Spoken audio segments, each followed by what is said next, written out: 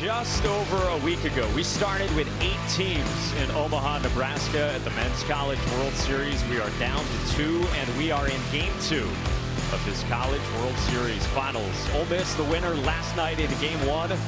Oklahoma has the lead into the bottom of the 8th inning. Up a run, and with a dozen strikeouts, Cade Horton is still out there. And now 99 pitches deep, ready to face 8, 9, and 1 for Ole Miss, starting with Hayden Duncan. His career high is 100 pitches. A week ago today against Notre Dame.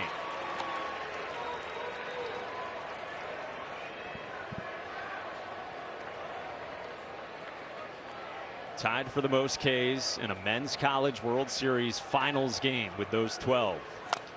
1-2. So Cade Horton's given up 3 hits in this game. All the left-handed hitters. 2 to Jacob Gonzalez, a single to solo home run, and then a single to Kevin Graham back in the second. 2 of the 3 that he would face to start this inning from the left side. Is it tempting fate with a righty as good as Trevor Michael is waiting in the bullpen for Oklahoma, or do you stick with the guy who's been nailed? It is tempting fate. I would agree with you. It is definitely doing that. But his stuff the last few innings has looked a little bit better than it did in the third and the fourth. And that makes you feel a little bit better. Elevated fastball down a few ticks from what it was early. He was 96, 97. That one's still 93, but good enough for his 13th strikeout and now 4th in a row. I think your fear is a lefty gonna run into one like Gonzalez did? Not necessarily. Like, you can get out of trouble before he gives up 3 hits in an inning. My biggest fear if you're Ole Miss is, in this case, is Mccann's going to run into a breaking ball like he did last night.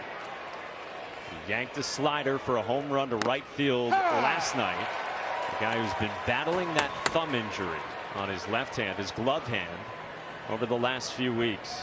0 for 2 with a fly out to center, and you see the strikeout his last time in the 5th. Behind 0-2. You see him staying away with the fastball. It had a 2-1 lead here in the 8th. Like it has to be in the back of your mind, the swing he made last night. Wouldn't shock me to see them stay away this entire AB. 0-2 pitch, up and away.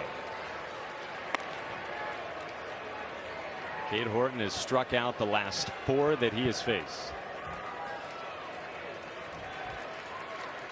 And he's retired 6 in a row since the home run from Jacob Gonzalez in the 6th inning for the Rebels. 1-2 pitch. Back at Horton, up the middle into center. A 1-out base hit for T.J. Mccann. Tying run aboard for Ole Miss in the 8th. It feels like it gave him a chance with a breaking ball. It was fastball, fastball, fastball. They ran the last one out, and then this one, a breaking ball that you hear the seams go past your ear, and it sounds like a bumblebee. That's not a good feeling on the mound. And just happened to Cade Horton. Skip Johnson points down to the bullpen, and that'll be it for the right-hander. But man, did he go out and compete again. Career high 13 strikeouts. Cade Horton will leave with the Sooners leading 2-1.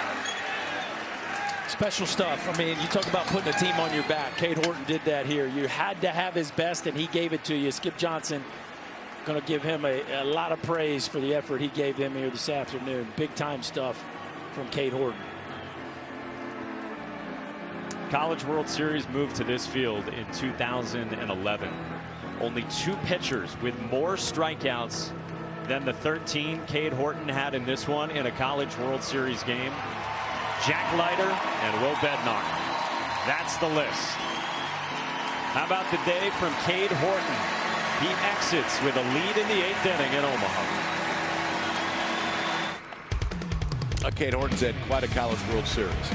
Game 1 against against Notre Dame. Struck out 11. That was a career high. It's not a career high anymore. Because he came out today with stuff that was similar that we saw earlier this week. Fastball into the mid-90s, 2 different breaking balls. Ultimately, the slider was the differentiator. 13 strikeouts total for Horton. That a new career high. Leaves after 7 1/3. And he didn't walk anybody. And now they give the baseball to Trevor Michael, a guy who has seen a lot in his college career. 6th-year senior, originally from Piedmont, Oklahoma. On Friday named a second-team All-American by D1 Baseball, and you see the numbers. 94 strikeouts in 69 innings. This is a guy they won at the end. Counting on Trevor Michael and asking Trevor Michael to get the final 5 outs. If he does, it'll be a winner-take-all tomorrow for the national championship. Tying run aboard for Ole Miss here in the bottom of the 8th. In front of the leadoff man, Justin Bench, the veteran for this Rebels team, a senior from Florida, part of the group that you guys talked about last night, who came back for Ole Miss this season.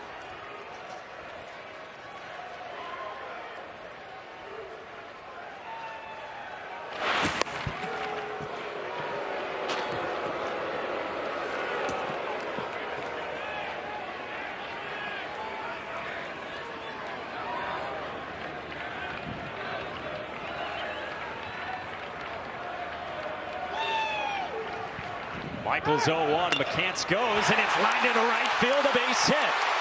Mccann speeds to third and gets a stop sign there, and is 90 feet away from tying this game.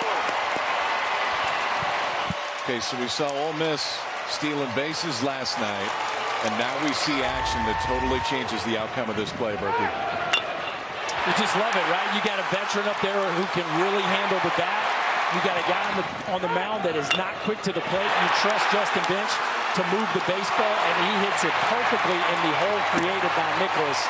And first and third with just one out, you got the tying run 90 feet away, and a red-hot, well, seemingly a red-hot Jacob Gonzalez up to bat. A single and a home run his last 2 trips. First pitch swinging, base hit right field. Gonzalez ties the game at 2 here in the 8th.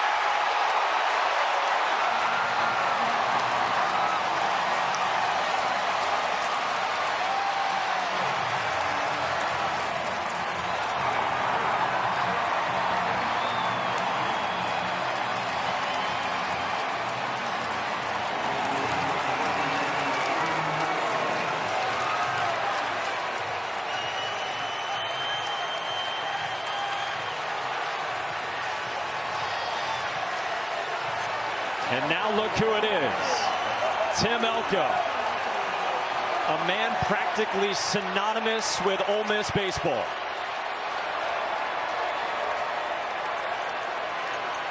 First and third, 1 out, 8th inning. First pitch.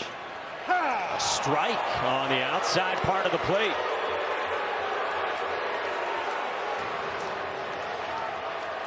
Crowd didn't like it, and deservedly so. That one was definitely off the plate. If you're Elko, you're sitting soft. It's 60% off speed to right-handed hitters for Michael. We already saw Bench hit a breaking ball to the backside. Something tells me they are hunting that slider. 0-1 pitch. Crosses up the catcher to the plate. Ole Miss leads.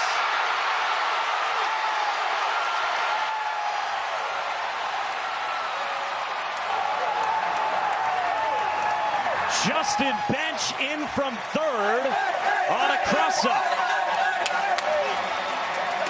There was nobody on second base. I didn't see if there were multiple signs given, but I know one thing. Jimmy Crooks thought it was a fastball coming, and that was not a fastball. That was a curveball that goes to the backstop, and my, oh my, did things just change real quickly here.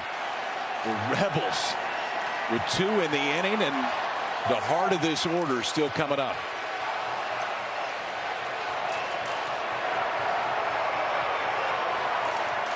One pitch, cut on and missed. It's an Oklahoma team that, against Notre Dame last Sunday, even without base runners on, was going through all different side combinations to give the pitches.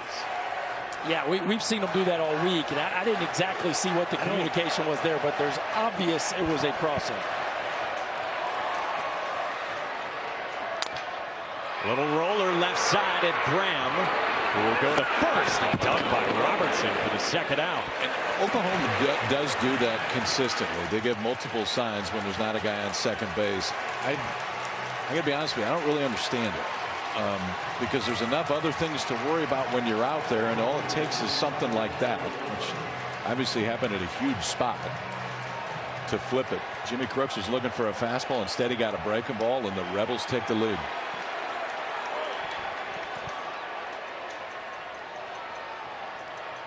Now we'll have a conversation before Kevin Graham bats here in the 8th.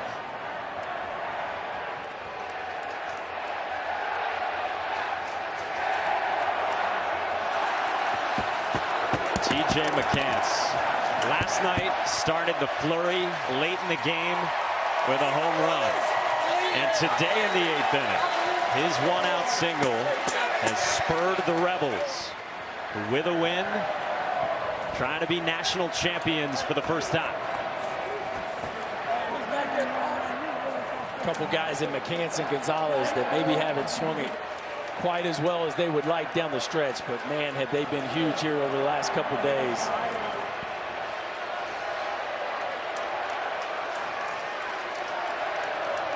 Gonzalez at third with 2 outs. Trevor Michael's first. And strike 1 to Graham. He is singled. He's been hit by a pitch and rolled to first.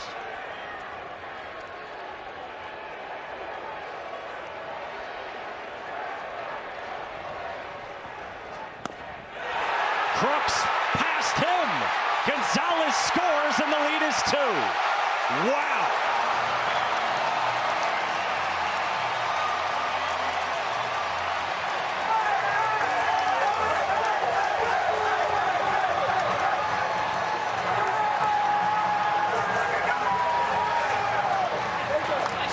It was an issue early yesterday, right? There were 3 wild pitches from Jake Bennett early that Crooks couldn't corral, and now here are a couple in this one late.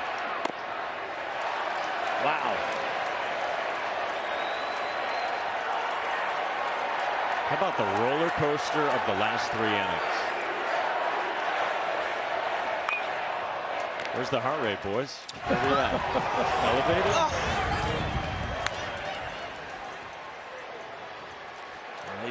Both teams have flipped it quickly here, as you said, over the last couple innings. A 3-run bottom of the 8th for the Rebels. 2-2. Popped up left side. Hayden Graham calls for it. Inning over. But Ole Miss has surged in front and is 3 outs away from a national championship.